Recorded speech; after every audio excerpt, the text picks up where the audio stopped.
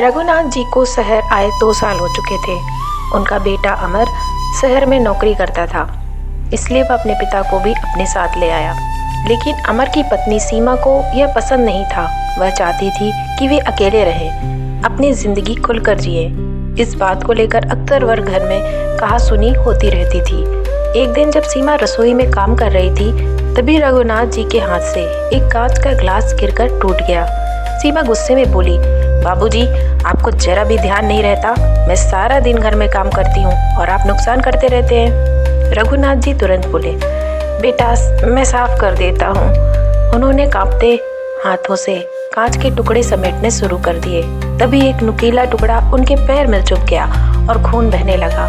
उन्होंने दर्द सहते हुए किसी तरह टुकड़ा निकाला और सीमा को आवाज़ दी।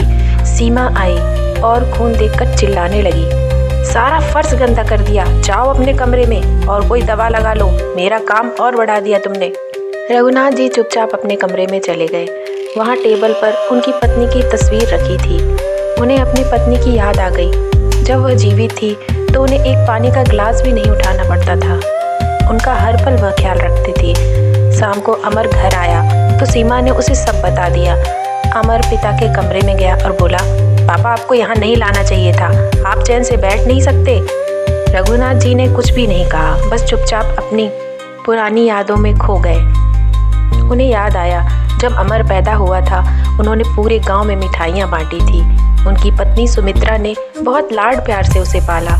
जब अमर स्कूल जाने लगा तो वे हर दिन उसे अपनी साइकिल पर बैठाकर स्कूल छोड़ने जाते थे। गर्मी हो बारिश हो, वे हमेशा समय में स्कूल के गेट पर खड़े रहते थे। लेकिन जैसे जैसे अमर बड़ा हुआ वह बदलता गया। एक दिन उसने कहा, पिताजी आप मुझे स्कूल छोड़ने मत आया करो, मेरे दोस्त मेरा मजाक उड़ाते हैं, मुझे साइकिल दिलवा दो। सुमित्रा ने डांटा था, अपने पिता के साथ जाने में शर्म आती है, कोई साइकिल नहीं मिलेगी।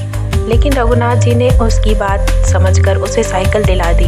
फिर अमर पढ़ लिख कर शहर चला गया। वहाँ उसने एक लड़की पसंद कर ली और शादी भी कर लिया। लेकिन शादी में माँ बाप को बुलाने तक से मना कर दिया। आप लोग तो गांव में ही ठीक हैं, शहर की शादी में आपको परेशानी होगी।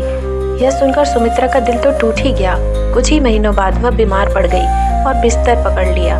जब अमर अपनी पत्नी के साथ गांव आया तो रघुनाथ जी ने कहा, बेटा तेरी माँ की तबीयत बहुत खराब है, कुछ दिन रुक जा, उसे अच्छा लगेगा। लेकिन अमर ने साफ कह दिया, पिताजी सीमा को गांव बिल्कुल पसंद नहीं है, हम नहीं रुक सकते। कुछ दिनों बाद सुमित्रा चल बसी। उस समय अमर और सीमा केवल 13वीं तक रुके थे और फिर वह शहर लौट गए। लेकिन रिश्तेदारों के कहने पर अमर पिता को साथ ले आया। एक शाम रघुनाथ जी उदास मन से पार्क में बैठे हुए थे। उन्हें अपने जीवन का कोई मकसद नजर ही नहीं आ रहा था। तभी उन्होंने देखा कि कुछ वृद्ध पुरुष हंसते गाते बातें कर रहे हैं। अचानक उनमें से एक व्यक्ति उनके पास आया और मुस्कुराकर बोला, भाई साहब आप भी बहू और बेटे से परेशान हो? रघुनाथ जी चौंक गए। नहीं ऐसी कोई बात नहीं है। यह सुनकर वह व्यक्ति हंस पड़ा। हमसे कुछ छुपाने की जरूरत नहीं है, हम सबकी कहानी जानते हैं और हम सबकी कहानी एक ही है। लेकिन अब देखिए हम कितने खुश हैं। उस व्यक्ति ने अपना नाम मोहनलाल बताया और कहा, हम पास के ही वृद्धाश्रम में रहते हैं। वहाँ ना तो कोई ताने देता है और ना ही अपमान करता है। खाना पीना रहने की पूरी व्यवस्था है और सबसे बड़ी बात इज्जत भी वहाँ मिलती है। रघुनाथ जी की आंखें भर आईं। मोहनलाल और उसके साथी उन्हें वृद्धाश्रम में ले गए। वहाँ जाकर रघुनाथ जी ने देखा कि वहाँ के लोग युवा सेवा करने में लगे हुए थे। सब बुजुर्ग हंसी खुशी से रहते थे। एक लड़की ने प्यार से कहा, दादाजी यहाँ आइए, हम आपका बहुत ख्याल रखेंगे। रघुनाथ जी को ऐसा लगा जैसे कोई अपना उनसे पहली बार सच्चे दिल से बात कर रहा हो। अगले दिन बिना किसी को बताए वे अपना सामान उठाकर वृद्धाश्रम चले गए। वहाँ उनका स्वागत किया गया। उन्हें वह सम्मान और स्नेह मिला जिसकी उन्हें सालों से तलाश थी।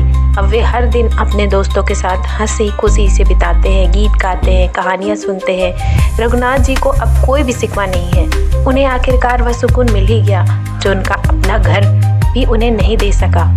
कभी कभी सुकून अपनों के पास नहीं बल्कि परायों के बीच मिलता है।